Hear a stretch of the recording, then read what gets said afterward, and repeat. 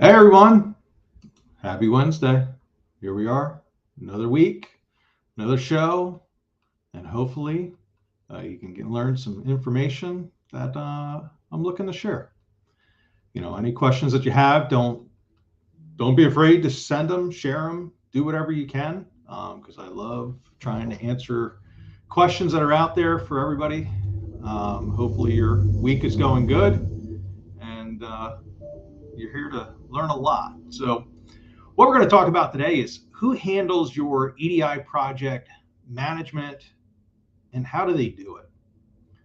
You know, a lot of people always say to me, oh, hey, listen, EDI project management is, a small portion. And I'm like, no, actually, EDI project management is a pretty big portion to whether you're doing an EDI migration, setting up EDI new, adding a trading partner, correcting issues. All of that takes project management. All of that takes um, dedication to the details, is what I'm going to say. So you're managing, if you're doing it all yourself, okay, you're the only individual. You don't have to manage mappers and you don't have to manage trading partners and you don't have to do all of those things. Well, typically, you're not handling everything.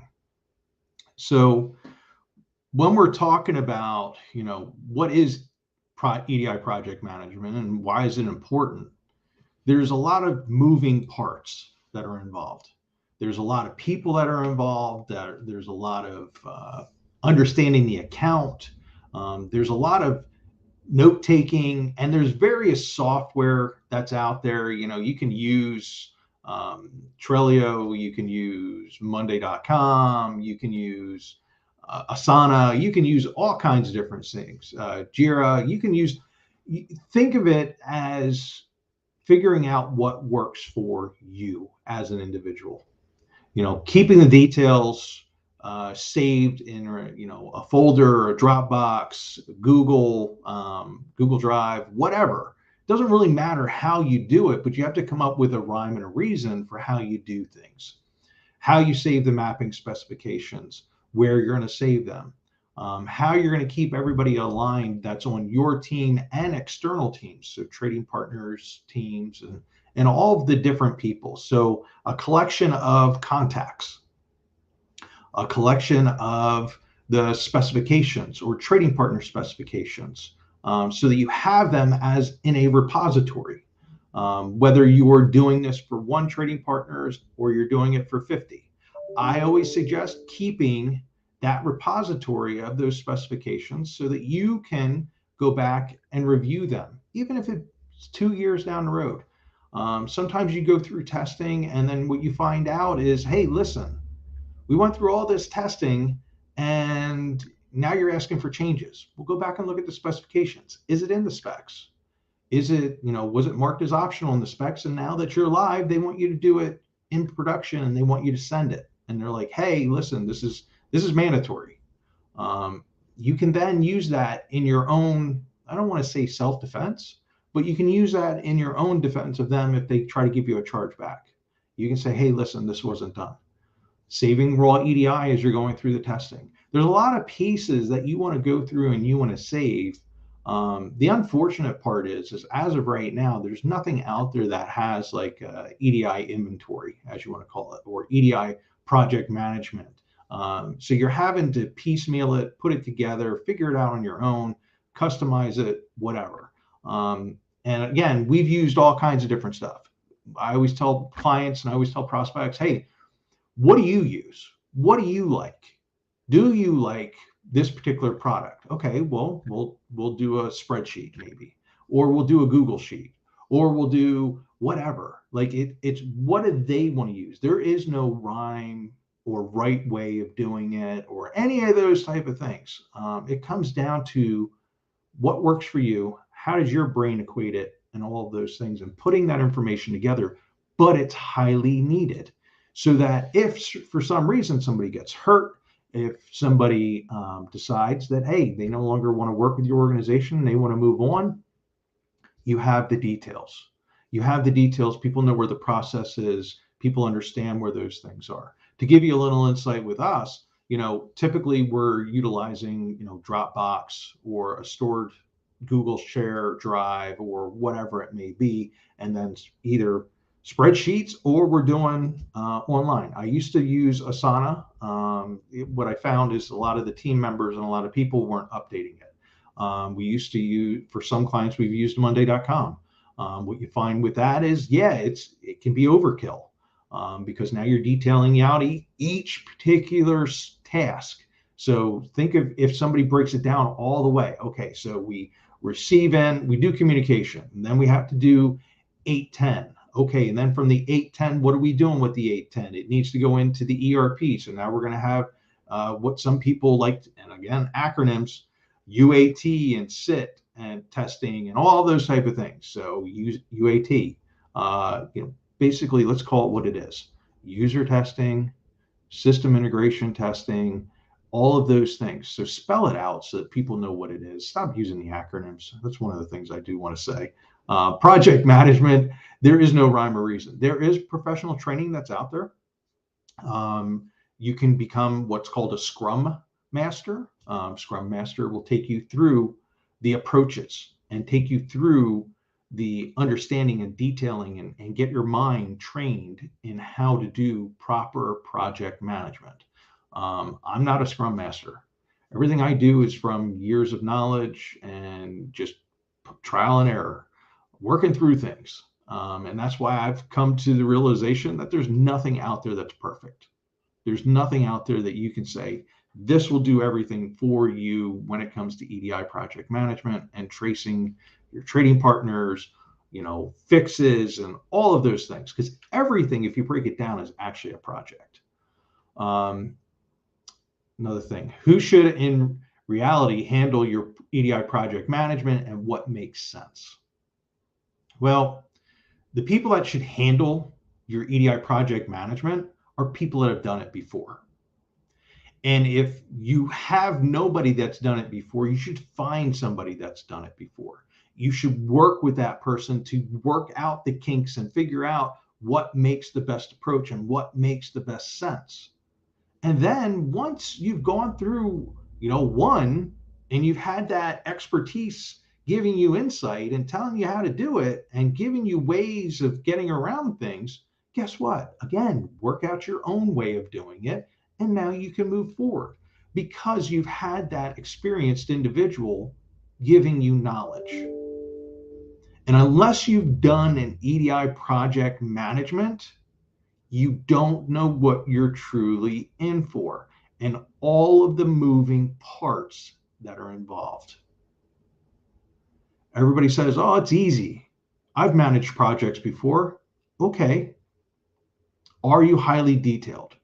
Do you truly understand how many different players and individuals are in this and that you're going to be dealing with? How many salespeople, technical reps, business process people, your MSPs, so your managed service providers, your internet people, your firewall people, like literally the list goes on and on and on and on and on. Now, you may have people that handle multiple of those roles, or you may have one individual that literally gets to wear all of those hats and put it all together and see it. But you need somebody that can help you and guide you through that process and through the implementation and help you to put a process in place for it to make it easier, so that you're not overseeing something and you can get through it. How to develop an effective EDI project management strategy that no one will teach you about. Again, how do you develop it? Using somebody that's done it. As Samuel just said here, project management equals collection of Excel spreadsheets. It very well can be, Samuel. I agree. It comes down to some people, again, old school. That's how I am too. You'll find I also am weird in the fact that people laugh. I write things down. I use paper. Does that make me a tree killer? It could. Again, I recycle it, but it's me, my old school nature of I write everything down. I have 2 monitors sitting here, but half the time I'm using 1 monitor. Like they say, sometimes you can't teach an old dog new tricks. Well, that's one of the new tricks that I don't learn is I constantly am putting stuff in Excel spreadsheets, constantly writing down notes, have papers all over my desk. It's my reminder. It's my way of doing things. But again, that's right for me and my, I'm going to say it, OCD natures. It's how my brain works. Doesn't mean you have to do what I do. Doesn't mean mine's right or yours is right or whatever. But somebody that's going through it, as I always tell people, listen, if you learn from somebody that's going through it and somebody that's done it, and then figure out your own way of doing it, it works. It works perfectly because it's for you. And we have clients that come to us and they, like I said, they ask us, hey, what project management tool do you use? And I literally put it right back on them and I say, hey, what project management tool do you want us to use? Because again, when it comes to EDI and it comes to these projects, nothing's perfect. So long story short, work with somebody that can help you, somebody that's experienced, somebody that's done it before. And if you don't work with them, at least ask them questions. Send me questions. Like I said, we got Discord channels. We got all of those things that are out there. So as Marty's saying here, everything by experience and a good support group behind you to assist the everyday EDI challenges. You're preaching to the choir, Marty. It is 100% everything by experience and a good support group behind you. Like I said, I'm trying my best with my team and with our marketing to put a support group behind anybody and everybody that's out there in the world trying to do EDI. Is it right? Is it wrong? Is it perfect? No. Is it at least helping people all day long? One of the things that I take pride in is all this work that we're doing, all the work that's done behind the scenes, seeing that the YouTube channel is now we hit 1,000. We've hit 1,000 subscribers. Is that a lot to when I look at an influencer that's selling makeup? No. Is it a lot for a guy in Pennsylvania who's been doing EDI for 25 years and started a company? Literally next week will be 6 years of EDI Support LLC being around. To hit 1,000 subscribers, that's awesome. I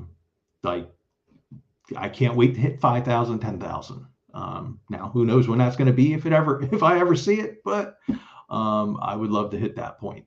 Anyways, what I'm getting at is it's always about experience. It's always about having people behind you. It's always about figuring out what works best for you, but going through those details because there's always pieces that are involved. There's always a trading partner.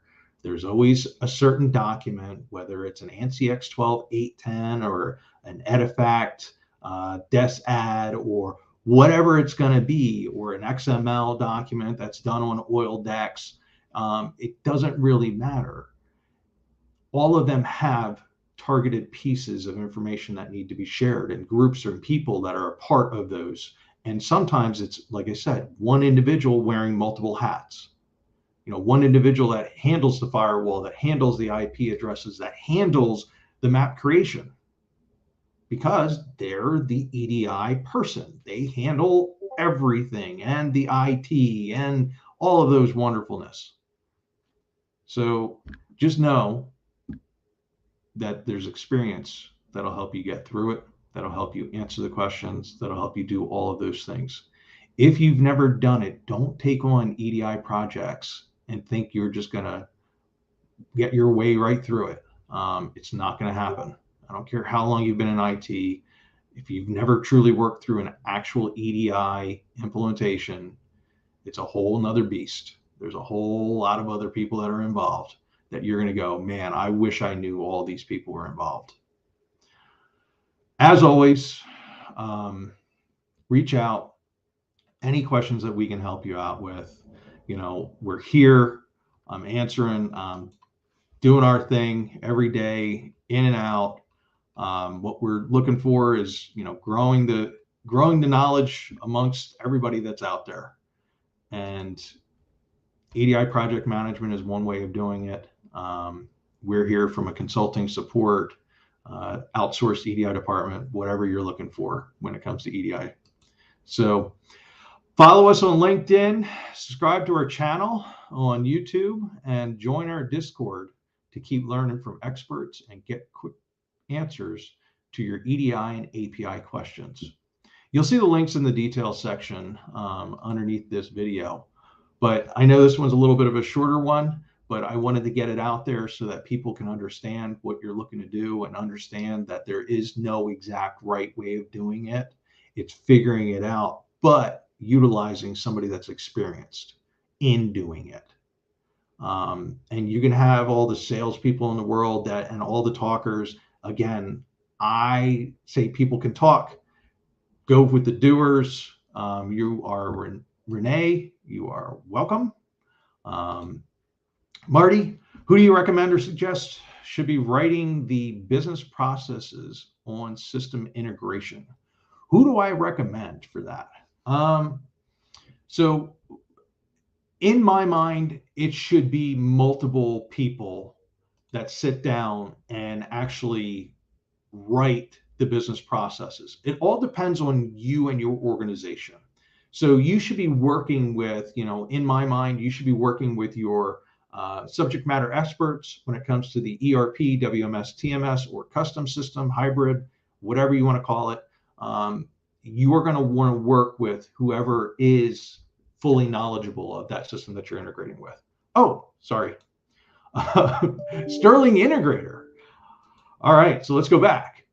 Who do you recommend or suggest should be writing the business processes on Sterling Integrator? See, and this is where in the EDI world, we have many acronyms that get us in trouble. So when it comes to Sterling Integrator, I can tell you, I have individuals that know Sterling Integrator. On LinkedIn, Marty, to be honest, there's a bunch of people that know Sterling Integrator. If you need help with it and you need, let's get into the particulars and the details of what you're looking to do, what ERP, WMS, TMS, or custom system you're looking to do, what are the different processes that you're looking to do. What I'm getting at is there's some details that need to be answered to figure out who would be the right individual or company to help you out with Sterling Integrator. So what I suggest is, Marty, if you want, reach out to me on LinkedIn or shoot me an email, jim@edisupportllc.com. And we can have a conversation, whether through email or the phone, Zoom, whatever, and we can sit down and get into the details and figure out who should be the recommended or suggested partner to help you out. Like I said, I have people on my staff that know Sterling Integrator. It's not a common product that we support day in and day out, just because the market's saturated when it comes to Sterling Integrator of people that are out there. And it's also one of the things that I believe is Sterling Integrator. Again, this is my thoughts. As Marty says here, should it be an architect, SME, or analyst? It could be all of them together. It could be one individual. It could be any of that. So just to let you know, when it comes to it, it all depends on who knows the Sterling Integrator. So your architect, that the person that's working with Sterling Integrator, I'm going to go into this. Person that works with Sterling Integrator may just know how to write the maps and may know how to write the business processes, but may not be able to envision how it works in your process and what you're looking to complete. I've worked with many people that can write a process and create a process, but can't get into the details of it in a particular product. They can write it, they can create it, they can do all of the motions, but they can't envision how does it work. So maybe you need an architect to sit down and go, or a subject matter expert to sit down and go, hey, guess what? This is what we're doing. We're taking the data, we're writing the data, we're going to want to do this if then else statements, all of those wonderful things. But again, in the world that we live in, Many people know this little portion of EDI. They just know how to create the maps. They don't know or envision how it all works together, or what are the pros and cons of doing certain things, or what are the if-then statements. Do we need to send 997s? Should I archive the files? Why should I archive the files? Do my terms need to be set with this? Do I need to read or handle pallets and packages and envisioning the warehouse and all of those wonderfulness? They might not know that. So again, it may take a collection of people. And yes, where it all fits business process within the map. So Marty, 100% man. You have to figure out, it could be multiple people, it could be one person. It all depends on who they are, what they handle, how they think, and how they put it all together. Again, Jim Gonzalez, EDI Support, LLC. If you have anything that you need, reach out, and I'm glad to go through it. Any ideas that you want us to do on these different sessions? And I'm going to be reaching out and finding individuals to bring on these sessions. Hopefully, I'm going to try to bring on individuals that aren't going to be just sales. They're going to be individuals that are technical, not trying to push a product, not trying to push who they are, just trying to push knowledge and give you insight into things. So we'll see who wants to join me on these, and we'll go from there. You are welcome, Marty. Everybody else, thank you for joining us. Thank you for checking in. Like I said, we hit 1,000 on YouTube. I want to keep growing it, see how high we can get it. We're over 300 in the Discord. Let's keep growing it. Let's see how many we can get in there to pass along and share the knowledge. I don't care who you work for. I don't care where you're at. If you're looking to just help, join it. Jump in. Check out the details section to grab the links. And hope everybody has a great rest of their week. Take care.